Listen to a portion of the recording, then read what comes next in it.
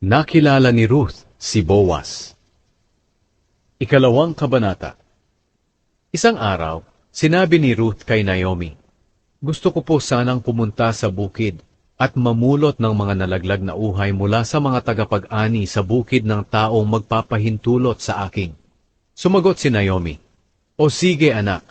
Kaya umalis si Ruth at namulot ng mga nalaglag mula sa mga tagapag-ani.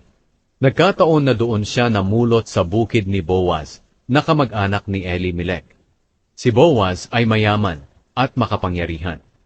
Habang nandoon si Ruth, ay dumating si Boaz mula sa Bethlehem, at binati ang mga tagapag-ani. "Sumainyo nawa ang Panginoon."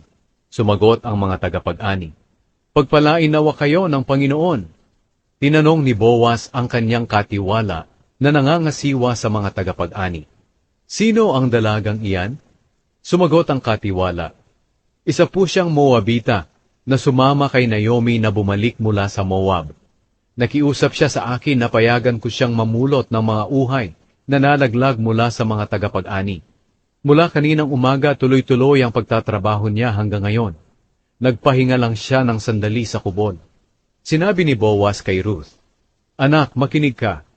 Huwag ka nang pumunta sa ibang bukid para mamulot ng mga nalaglag. Dito ka na lang mamulot kasama ng mga utusan kong babae. Tingnan mo kung saan nag-aani ang mga tauhan ko at sumunod ka sa mga utusan kong babae. Sinabihan ko na ang mga tauhan ko na huwag kang galawin.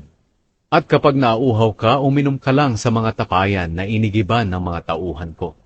Nagpatira pa si Ruth sa harapan ni Boaz bilang paggalang at sinabi, "Bakit napakabuti niyo po sa akin? Gayong isang dayuhan lang ako."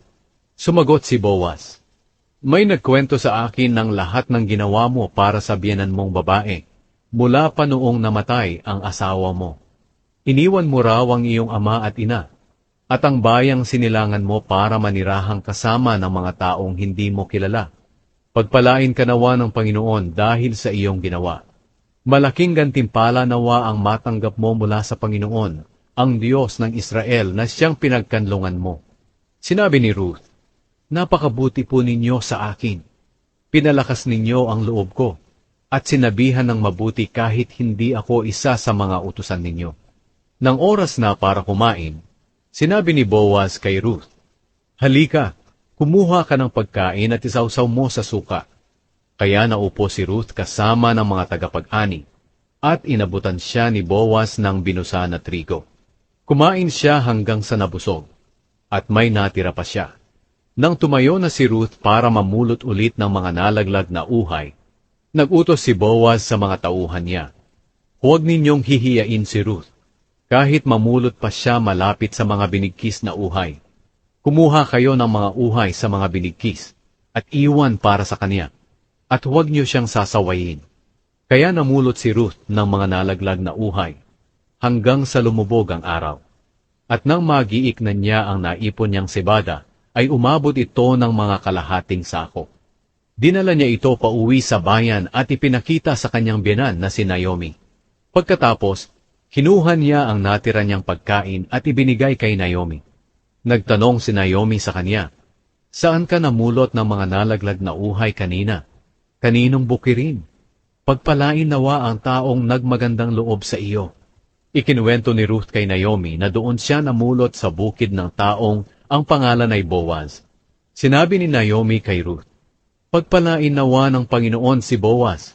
Ipinapakita niya ang kanyang kabutihan sa mga taong buhay pa at sa mga patay na. At sinabi pa niya, "Si Boaz na sinasabi mo ay malapit nating kamag-anak. Isa siya sa may tungkuling mga laga sa atin." Sinabi ni Ruth kay Naomi, "Sinabi pa po ni Boaz sa akin na sa mga tauhan lang niya ako sumama sa pamumulot hanggang matapos ang lahat ng mga aanihin niya."